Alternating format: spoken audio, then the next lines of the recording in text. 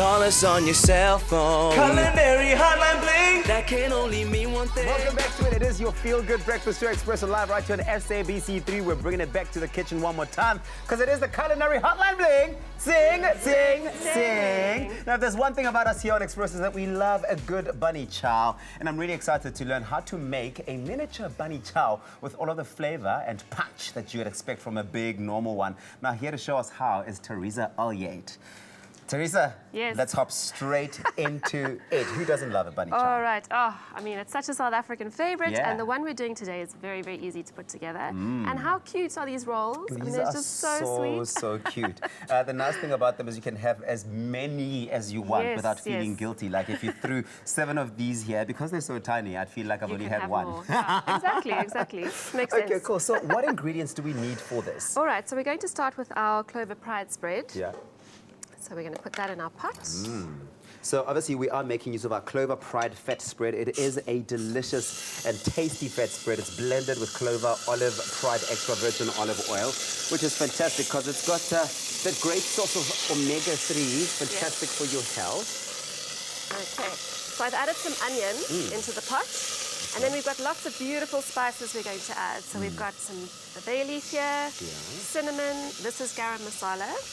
Okay. And you can obviously add more curry if that's what you like. Yes, and the nice thing about curry is that you really can experiment and play with it. It's Yes. about finding the spices that absolutely work for you, that you want to make sure that those flavors come through in your bunny chow. Exactly, so the heat level is completely up to you. Okay. I'm also going to add some garlic and some chili. Nice. So that's going to taste great. And just let that cook for a couple of minutes so that the onion can soften and the spices can release all that flavor. Fab. Yes. So you're then- mixing it all together. Yes. People think a bunny chow is complicated, even though it looks like a simple type of meal. I mean, Yeah. is this true? This is very simple. The one we're making today, very, very easy. So I'm going to add some mince into the pan. Okay. If you are a vegetarian, you don't have to use mince. Obviously, you can use a vegetable substitute. So Nice. something like butternut works really well. Great. Or even lentils, because then you've got that protein factor in there. Okay, fantastic. So we know that it is, of course, this Clover Pride fat spread, which we're using today, is Yes. endorsed by the Heart and Stroke Foundation, which is all the good news you want to be hearing about the stuff that you're eating. And Clover Pride top tip of the week, here it is. When you make a veggie bake, make sure that you cut your veggies into equal sizes. This will ensure an even cooking time. You actually want that because you don't want like an uneven cooking time when you're making something where some of the stuff is ready and the rest of it isn't. Yeah, that's a very good tip, definitely. And of course, some of the benefits that you get with the Clover fat spread that we're using today is that it's 40% fat spread, which contains Olive Pride extra virgin olive oil. It is absolutely fantastic. Yeah. The keyword for this is Clover, SMS Clover to 33728. We'll send you an SMS with a link to the recipe, and you'll learn how to make this yourself at home. Yeah. Right, so next we're going to add our tomatoes. We're also going to add a little bit of brown sugar. Yeah. So the brown sugar is to what? To neutralize that acidity of the tomato. Exactly I'm right. guessing. Ah, I'm you learning see, so you much. see. I think, you know what? I am becoming the next great cooking person. I almost said chef, but that would be a bit disrespectful. You spend a lot of time trying to become a chef. Right, so I'm going to season with some cool. salt and pepper. And then something else to mention is you can actually do this all in advance. Okay. And you can keep it in the fridge for up to 2 days. So you can mix So- all of your ingredients all in advance and Cook keep it in the fridge and for a put while. it in the fridge, yeah. So it's a little Fantastic. make ahead tip. Right, so what you want to do is let that simmer for about 10 minutes, check the seasoning, and then it's all done. And then what we're going to do is put it into our bread here. Our So we've bread got these rollies. cute mini loaves. Yeah. If you can't find these, a bread roll will work just Okay, as well. great. So you can actually play with Yeah. it and do with it what you want. Yeah, whatever you have available. Just obviously make sure you don't break through the, Yeah, the no, bottom that of the roll. might not go well. And then Nice. So We're you're gonna stuffing pop it that in there. It smells amazing. Doesn't I it? am smelling all those flavors. They're just bursting through, which is absolutely amazing. The keyword once again is Clover. SMS Clover to 33728. We'll SMS you a link to the recipe. Learn how to make this miniature bunny chow. It is an absolute South African favorite, but if in case you missed any of the steps into how to make this with Teresa, here's a quick recap. Clover Fresh Milk is the #1 milk brand in SA. Made with love by Clover. If you've ever been to Durban, indulging in a bunny chow should have been at the top of your list. If you haven't tried them or never go to Durban, why not try your hands at making these clover mini bunnies? They might be small, but they still pack a punch. Get your hands on some mini loaves or normal bread rolls, slice the loaves in half and hollow them out, or cut out the inside of the bread rolls and set aside. Add a tablespoon of clover pride fat spread to a large pan. Then add 1 chopped onion, 3 cinnamon sticks, 2 bay leaves, 1 finely chopped green chili, 2 crushed garlic cloves, and 2 tablespoons of garam masala. Then cook until the onions are soft and fragrant. Next, add 500 grams of beef mince and cook until browned. Then add a tin of chopped tomatoes and a tablespoon of brown sugar. Stir to combine and leave to simmer for 10 minutes. Spoon the curry into your hollowed out bread rolls and mini loaves. Season to taste and tuck in using the excess bread to mop up all the delicious sauce and spicy flavors. You don't need to be a Durbanite to get the flavors right. Give these clover mini bunnies a try at your next dinner party and add some spice to your night. Made with love by Clover. Well, you clearly can travel all the way to Durban without actually leaving your place if you aren't based in Durban. This is absolutely amazing, a South African classic.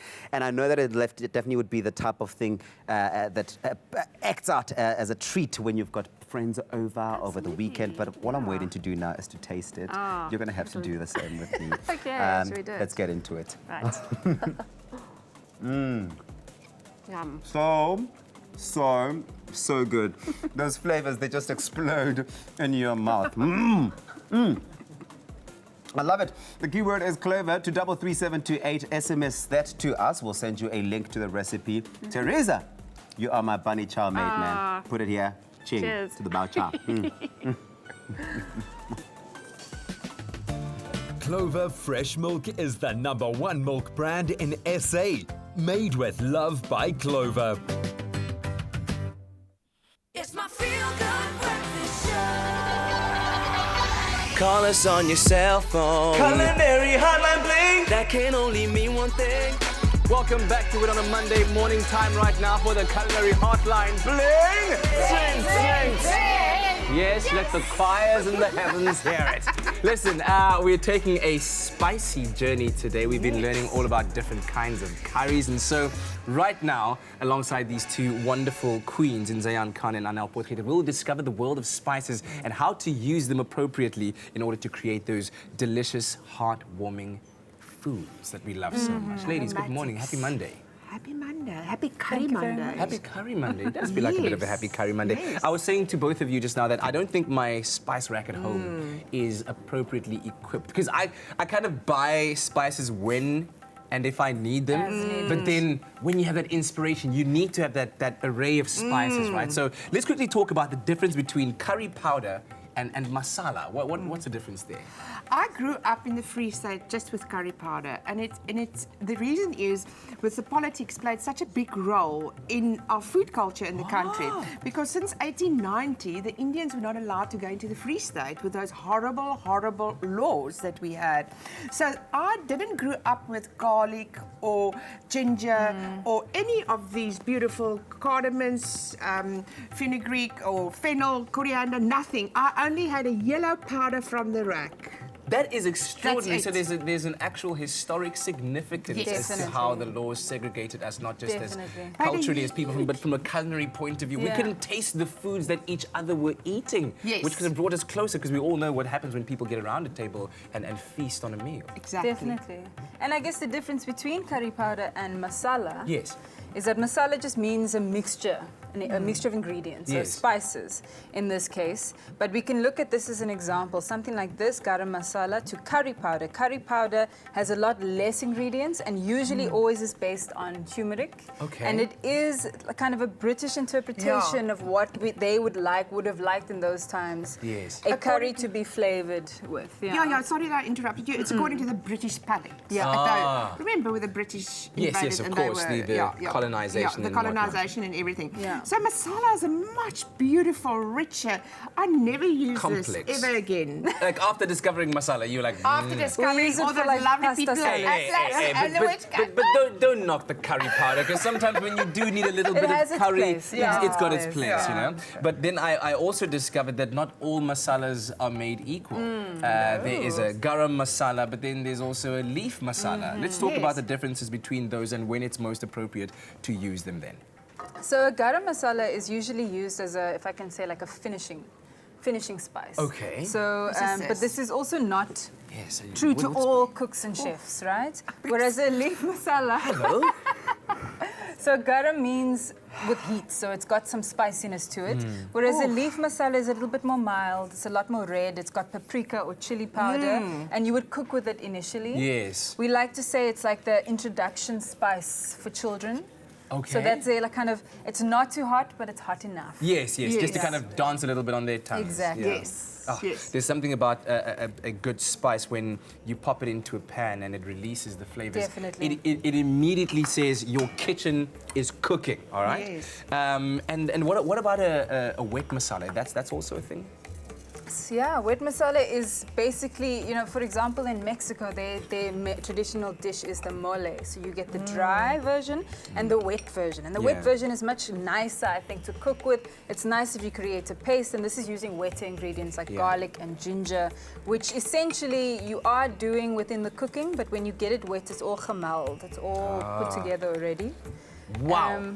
Anél, what is going on in that pan? You've just taken a whole bunch of spices and you've popped them onto a very hot pan. Yes. I'm not even sure. Was there a consideration as to what the combination is? Yes, so this is a masala that I made here. So it's cumin, coriander, some fennel, some black peppercorn, star anise, and some cloves. Curry leaves. Goodness. First you put it in the pan Yeah? just to release all those beautiful oils. So this is how you ideally make your own Yes. masala at home. And then we're going to add some peri-peri or chili powder, Yeah? some cinnamon, and some nutmeg. Wow. And what you do with it after it's released all these beautiful flavors, you can smell it. You put it in. I took a. Will you do that? I took a big whiff of that. SMS the keyword spice to 33728 and we'll send you the ingredients. A very complex palette of ingredients that Anél mixed together there. Isn't it lovely? So at the end, you should get something like this. Yes, yes. And then what wonderful is about a garam masala, when you've done your curry and you put it on the table, you put some garam masala on the table and you just sprinkle it over the already done curry. It just lifts the whole dish. Beautiful. Beautiful. You carry on doing that. We'll see how far we get. We'll kind of do shifts. We'll take over and see whether at the end of the Culinary Hotline bling we can actually have that kind of powdery consistency. But do send through all of your questions onto our Espresso Morning Show SABC3 Facebook page. We're all about the spicy kind of life with the two ladies. Wonderful. It's my feel-good breakfast show. Call us on your cell phone. Culinary Hotline bling. That can only mean one thing. Back to the delicious kitchen where, of course, in today's Culinary Hotline bling, ting, ting, ting, we're learning about all kinds of beautiful curries. And early on, I got a good lesson in what the difference is between a masala, a garam masala, a leaf masala, and a wet masala, how they're each used to bring forth the flavor and deliciousness. I wish you could smell the kitchen right now, but Mark Zuckerberg and his friends are working on a development that will soon allow you to do that. But in the meantime, I can just tell you that it smells absolutely amazing. Zayaan Khan is here as well, and we are learning about this beautiful collection of grass and leaves, and I don't know, Just what is lichen. that? It's called lichen. Just lichen. What is lichen? So it's very interesting. I actually don't know. It's like a mix between, it's some kind of a plant, but it's an algae, but it's its own thing. Yes. And they take thousands of years sometimes to grow, but you'll find them on rocks, on trees. That's what I wanted to say, because dit skil vir hulle nie so af van die rocks en die trees nie. Like they Wat is They skil vir do. af, die woord? Skil vir af. Ja. So skil vir af means to flake off. Ja, to flake off Yes, from the exactly. tree. Because they live very superficially on the surfaces. But what is interesting about this is it's Floral. one of the key ingredients traditionally for garam masala. Oh, wow. So you would fry it. It's called kalpasi, also black stone flour, if I remember correctly. And the flavor, the geur of that, Yes. once you Wow. roast it and you grind it and you add it to the garam masala, that is what gives that quintessential sweet kind of, if I can call it sweet flavor. Shame. So I can't add it to my pot Not like right that. now because this is just our local ones. We haven't tried it Okay, so as an indigenous Close it food up. yet. It is a treasure But trove. doesn't it smell very powerful? It does, smells it does. perfume. Floral. And I was saying shame now because I was saying this is what the MINCE of the Free State couldn't taste back in those days. They A couldn't shame. because segregation laws and whatnot. And it's quite a significant thing when Yeah. you think about how those laws back in the day separated us as human beings, on a social spectrum, but then on a food Totally. spectrum as well. But now things are changing, Anél. We've got influences of culinary culture coming forth from the north part of the continent, from all over the world. We're embracing it, right? Yes, our culture and our food culture is changing. With all the people from Northern Africa coming to work with us, they've also got their cultures. They've also got their beautiful curries that we're going to learn from. I haven't learned it yet, but I know it's there. So we've got all these different people. There's this melting pot of beautiful curries that we are getting exposed to. And I discovered akni only last year. You did. I discovered it at 13. Oh no, oh no. I'm sure. It's acne, it's acne. You said acne, but it's not that kind of acne. Really? We made this joke during the ad break. You were supposed to burst out laughing, but anyway. Okay. Blonde moment. So what is acne? Tell him what's akni, please. Okay, so akni is a rice, lentil, onion, potato dish. You can also add meat to it, but it's a quick kind of a meal that is very cost effective to feed a lot of people, as opposed to something like biryani. So this that you're making right now, Anél, costs just under 150 Rand, and you could feed a family of 6 using it. 6, even more. Let me tell you, if you add a bit rice, so it all depends on how much rice you add. So I've only added like a cup of rice in the recipe. But you can add 2 cups of rice and just spice it up a bit more with more masala, and then you're going to have a beautiful, beautiful dish. And then it looks a lot like a biryani to me. I was about to say, people are going to be like, guys, that's a biryani. Don't even try it. So what's the essential difference? So there's, I would say maybe 2, and I'm no expert in biryani. It's just something we grew up eating. Yes. But the 2 major differences between akni and biryani is that biryani you cook layered. So you will layer the rice with then the lentils, then the potatoes, then the meat kind of thing. Okay, And good. then you steam it, you close it. Whereas akni, everything is in together, everything gets stirred around. Yes. The other big difference between biryani and akni is that in biryani you usually finish the dish off with saffron. And we know saffron is not the cheapest spice. Yes, that's but true. it is one of the most flavorful, and so one usually doesn't put that with akni. Oh, okay. So it kind of sounds like acne is the paella kind of biryani. You know what I mean? Say so, You yeah. When you think about like so, how it all comes yeah. together like that, Yeah. maybe I'm just like stretching a bit, but hey. No. If you want to make it the Indian paella, then we make it the Indian paella. Hey, Really? it's cross-cultural. Yes, exactly. Listen, we could be starting something new here.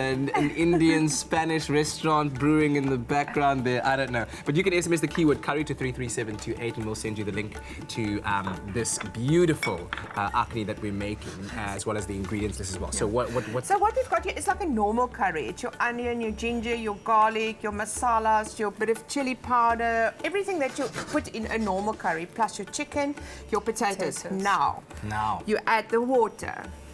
You add your water. And this is a secret now. You add your rice last. Okay. And you sprinkle the rice over it. And for this amount, I will add more rice. You can see it. Yeah, I was about to say, that's very little rice for the amount of chicken. You never want your chicken to overpower your rice. There's got to be a healthy balance. And then you put the lid on and you just let it sit and simmer for about 20-30 minutes. And then voila, And beautiful meal for 6 people. Under Finished 100. with some dania. Yeah, delicious. Beautiful, Do you want to beautiful. taste? I would love to taste. I was about to ask, actually, when it comes to cooking with all these spices, I mean, this can be very intimidating. But if you do, with spices, right, is it a case of the more, the merrier? Just if you're making a curry, get as many different spices in there as possible. Just go go Jy wil net crazy. gooi. You Is know that what? the case? If that was the case, I mean, how many times my husband and my father have been upset with me for adding too much cardamom to the whatever. So you've Yeah. got, it's a fine balance. You can't put too much clove. You can't. It's the same thing. Like if you have too much pepper, what's going to happen then? You know, Yes, too much salt. yes. So it is a fine balance, and that's why it's nice to layer when we work with spices. Yeah. And when you are cooking with spices, what have you found to be that spice that you've got to be really careful with? You got to have a light hand on it. I'll say cloves. Cloves, right? Yes. I would That's say what I- cloves and cardamom. Yeah. Just because it's now in my body that, no, don't put too much, you know. And that shock black them. cardamom for me is interesting because you don't see that often. Much smokier. Yeah. And also works very well with sweets. It needs a little bit of salt seasoning, I think. That's nice though. No. That part that I tasted was well salted. It was beautiful. Do you like it? Excellent stuff. Simple.